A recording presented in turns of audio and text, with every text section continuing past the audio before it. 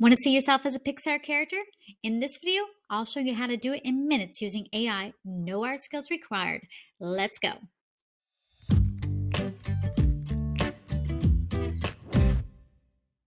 So the first thing you're going to want to do is head over to midjourney.com and sign up.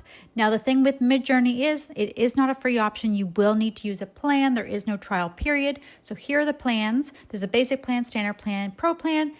$10 a month is probably all you need if you're just using this for at home and just for yourself. You can even use it to like do a little side income, a side hustle, creating images or images for video or images for Etsy, anything like that. MidJourney is amazing. It creates beautiful photos, and I'm going to show you how here. Now to start creating, you can go to Explore or Create. Your images will show up in Create, but up the top in the search bar, you can put it into the Explore there as well. So you'll want to add your photos that you want to create into Pixar characters. You click the photo button and then choose a file or drop here. Click that, download your photos there,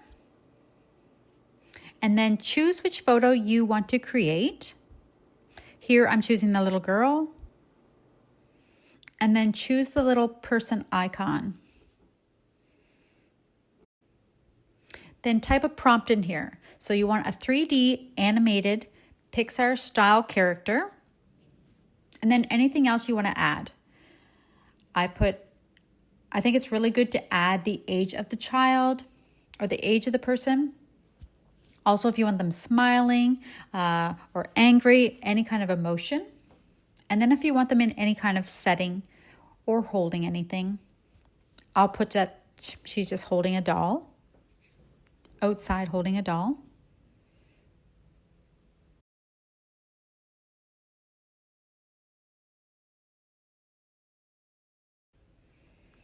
Okay, then click send.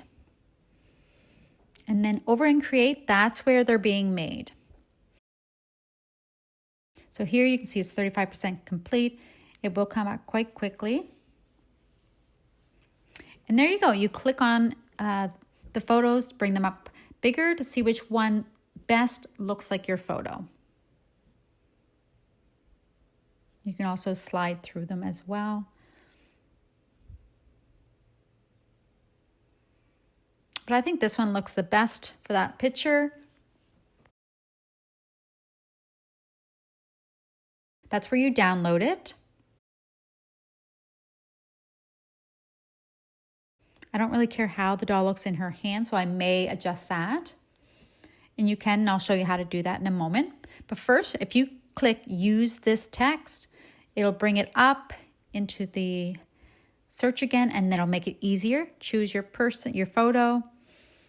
Choose the little person icon again, and then change your prompt to change the age and put that it's woman. Also, if you want them outside, again, any emotion, you can do that here.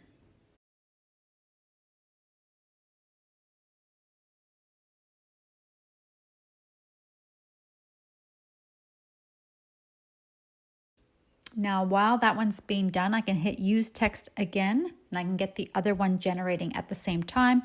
Again, always choose the person icon. That helps grab that character's face. Change any of the prompt that you want.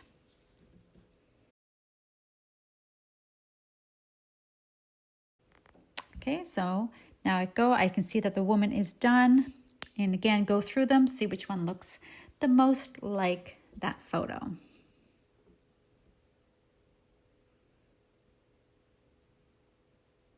I think this one looks the best. Download it there. Now for the man. I think that one looks really great.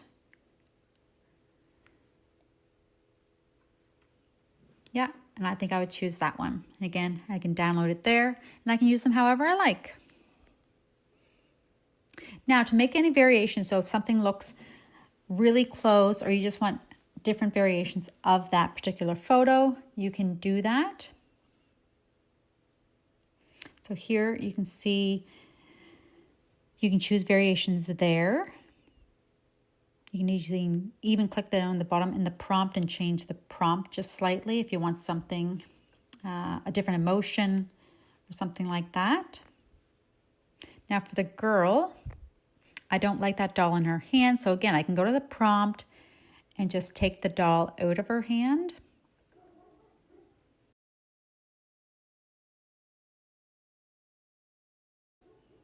Okay, and then let it regenerate and see what that creates.